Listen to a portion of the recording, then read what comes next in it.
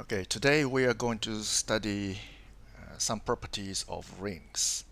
A ring is a set equipped with two binary operations, that is addition and multiplication.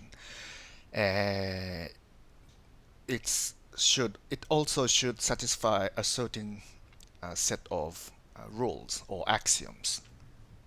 Now, as an example, introductory example, we first study polynomials.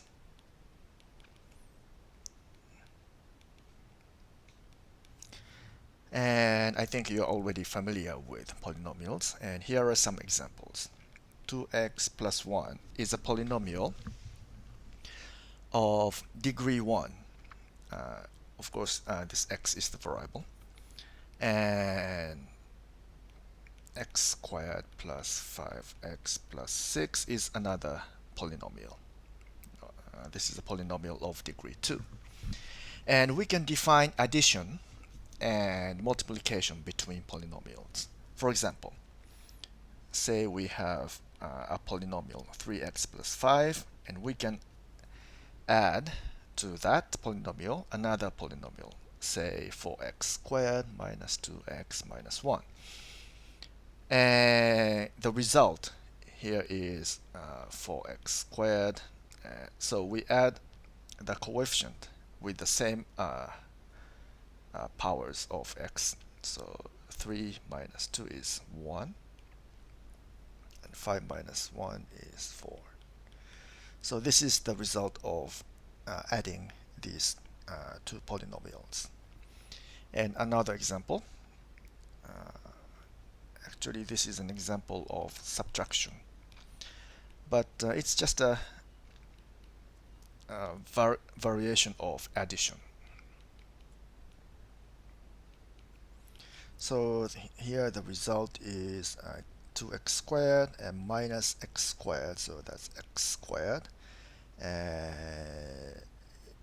No term with x, so that would be plus 5x, and minus 6 minus 1, that is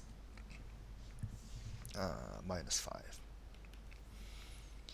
And another example, that is multiplication. X squared 2x plus 4 times 3x plus 1, and I'll just write the result. So that should be 3x cubed plus 7x squared plus 14x plus 4. So just do usual calculation by distributing over this, this, and this, and add the terms with same powers of x, and we have this as a result. So we can define addition and multiplication of polynomials, and we can also define division. For example, let's say 9x cubed minus 3x squared plus 6x plus 4 and 3x plus 1. So if you do this using whatever method you like, the result should be 3x squared minus 2x plus 8 over 3 plus 4 over 3 over 3x plus 1. Or equivalently, we can write this numerator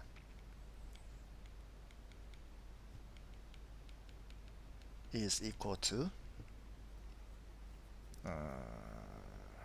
3x plus 1, so that's the denominator here, and times this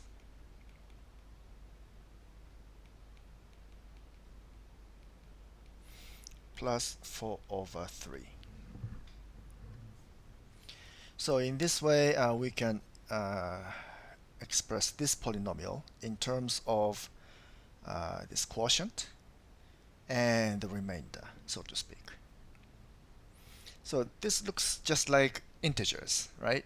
So we have the division algorithm. So this is an uh, equivalent of division algorithm, but for polynomials. Now, let's define polynomials a little bit more formally. So definition. A polynomial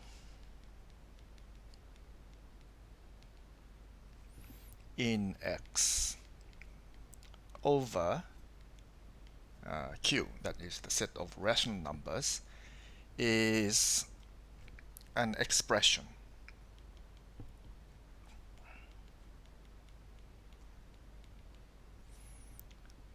Let's call it A of X in the form of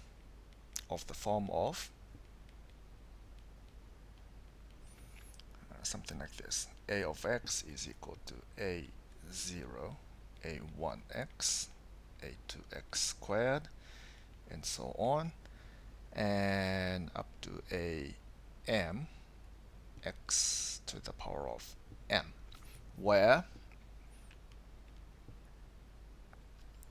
all these coefficients A0, A1, A2, AM are rational numbers, and X is called an indeterminate.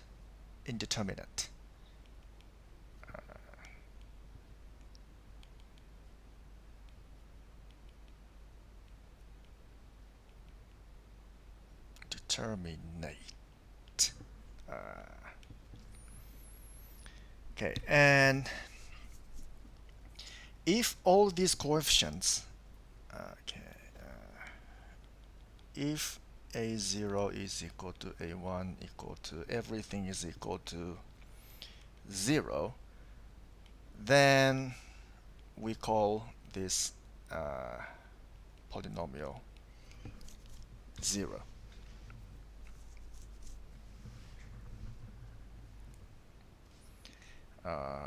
So this is 0 polynomial. 0 polynomial.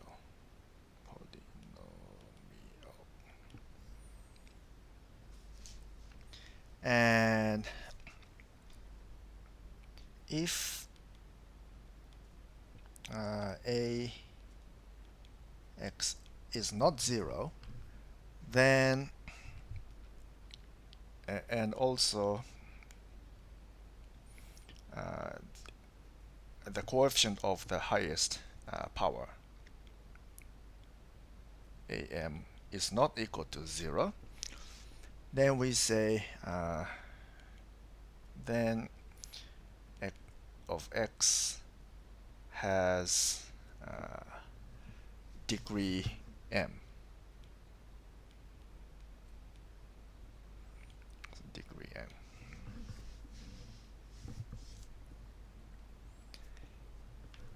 I mean, we say that A of X has degree M. And what else? And if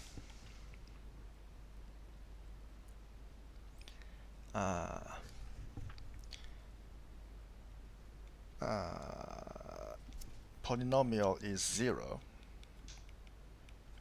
or it has degree 0. So that means all the coefficients are 0 except for A0. So only this one is not 0. In that case, we say A of X has degree 0. So either this or this is the case, then we say this is a constant polynomial.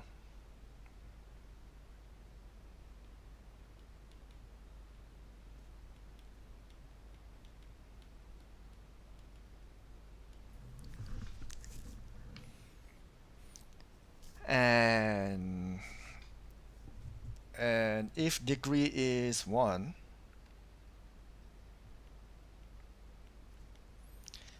we say the polynomial is a linear polynomial. If degree is 2, we say the polynomial is quadratic. And if the degree is 3, then we say the polynomial is cubic, and so on. And if degree is 4, I think we should call it quartic. And finally, the set of all polynomials in X over Q is usually written as this: Q of X. Here, these are square brackets.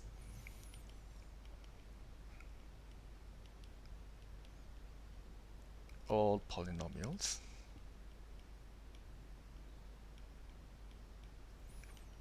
in X over Q.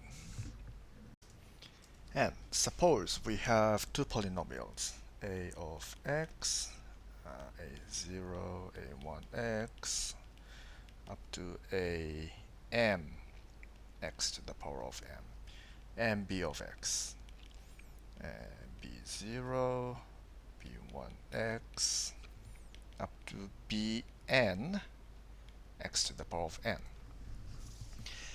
And we say these two polynomials are equal if and only if these degrees are the same.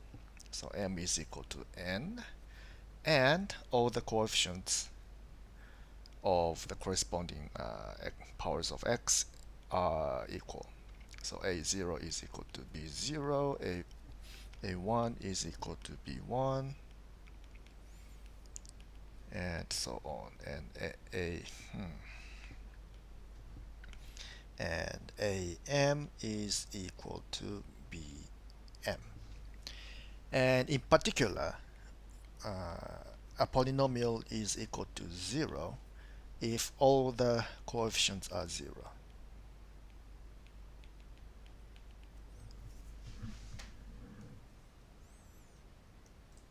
And we define the addition and multiplication between polynomials as follows. So ax, so we still assume these two polynomials. A of x plus b of x is defined as a0 plus b0 and a1 plus b1x, and so on. And multiplication, a of x times b of x is, okay, so this polynomial is expressed as this summation. So r from 0 to m, ar x to the power of r times summation from s from 0 to n, bs x to the power of s. So if we expand this, we have double summation.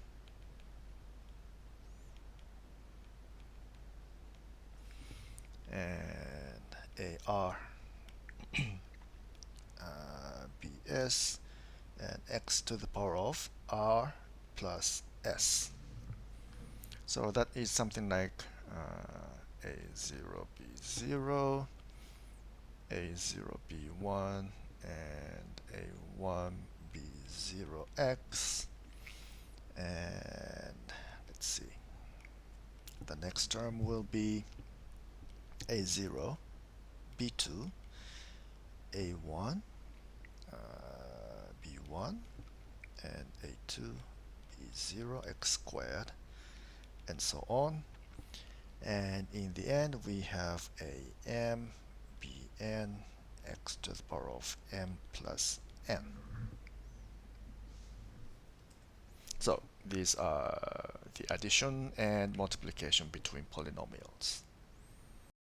So far we have defined polynomials of rational numbers, which was expressed as this.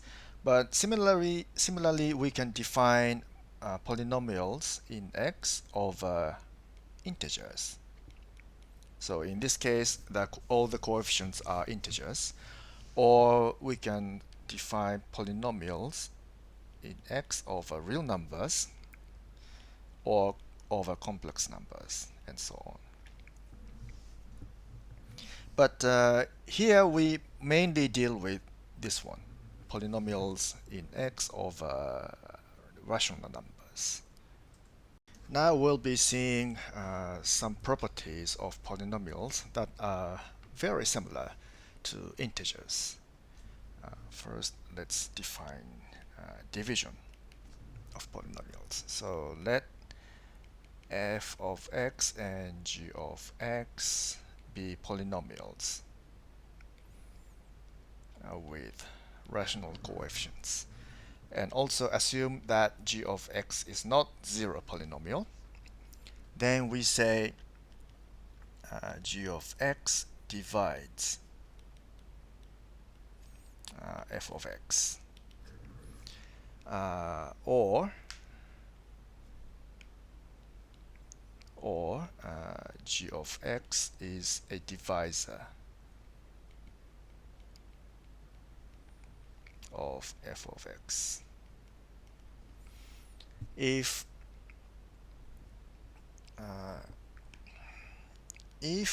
there is some polynomial h of x such that f of x is equal to g of x times h of x. Okay. And in this case, we write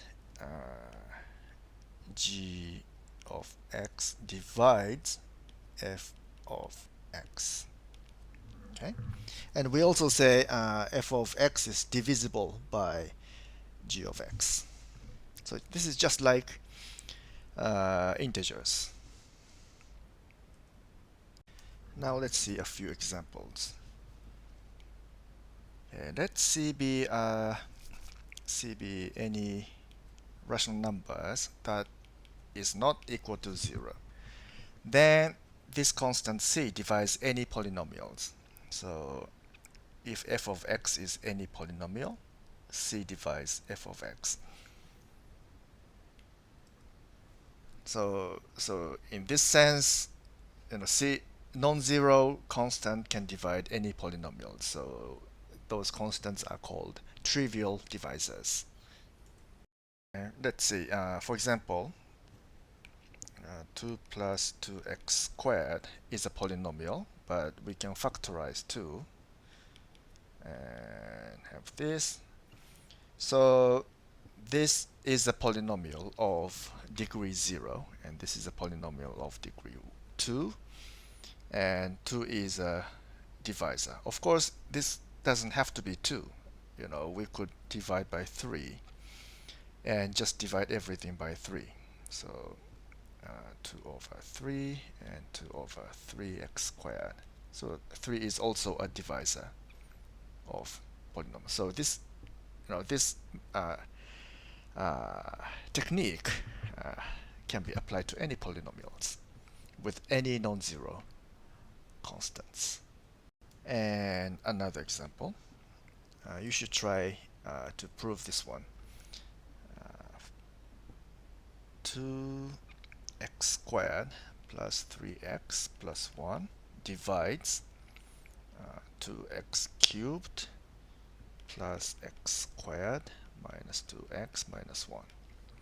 So this means you can find some polynomial such that, let's call it h of x, such that this one, 2x cubed plus x squared minus 2x minus 1 is equal to this polynomial, 2x squared plus 3x plus 1 times h of x. So find some polynomial h of x such that this holds. So this can be achieved by, for example, by executing a long division. And another example, let's say, consider x squared minus 2, which is a polynomial in this set. This is a polynomial in x over rational numbers. But this polynomial has only trivial divisors. That is, this can be divided only by a non-zero constant or non-zero constants. However, if we consider this polynomial as a member of this set, that is polynomials in x over real numbers, then this has non-trivial divisors. You should think why this is the case. Now let's see one little lemma which is similar to our lemma in integers. Suppose we have three polynomials, f of x, g of x, h of x, in the set of polynomials over rational numbers. And also we assume that g of x and h of x are not 0. Then, if g of x divides f of x and h of x divides g of x, then h of x divides f of x. So we had a very similar lemma for integers, and you can actually prove this lemma in a very similar manner. So please try that. Let us define one little terminology. And if we have a polynomial, let's say f of x, maybe a of x is better. A of x, like a0, a1x, and so on. And the degree of the polynomial is n. And if the coefficient of the term of the highest power is equal to 1, then we say this polynomial is monic. Monic polynomial. It's just a convention. Then we define the notion of common divisors of polynomials. So let's say f of x and g of x are polynomials of rational numbers, and we assume they are non-zero. Okay. They are non-zero polynomials. And also h of x is a polynomial of rational numbers. Then if h divides f and h also divides g, then we say h of x is a common divisor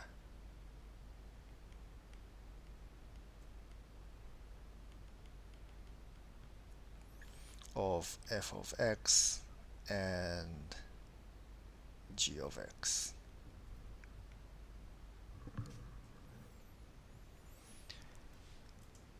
And also, if d of x is a common divisor,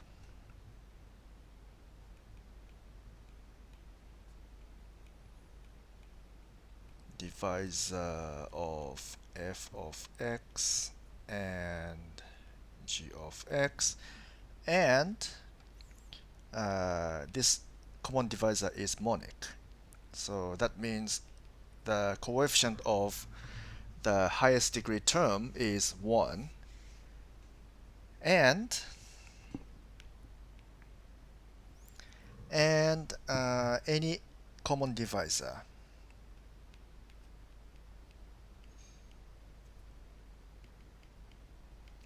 Divisor of f and g divides d of x. Then we say any common divisor of f and g uh, divides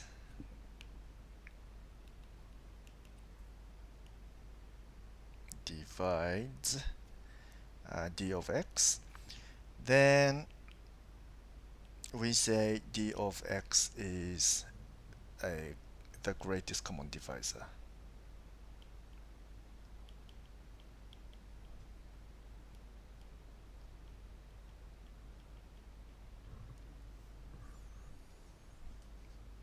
Of f and g. So okay, so the greatest common divisor is such a divisor that d of x divides both f and g of x, and if okay, if h of x is any common divisor of f and g, then h divides d of x, and d is monic.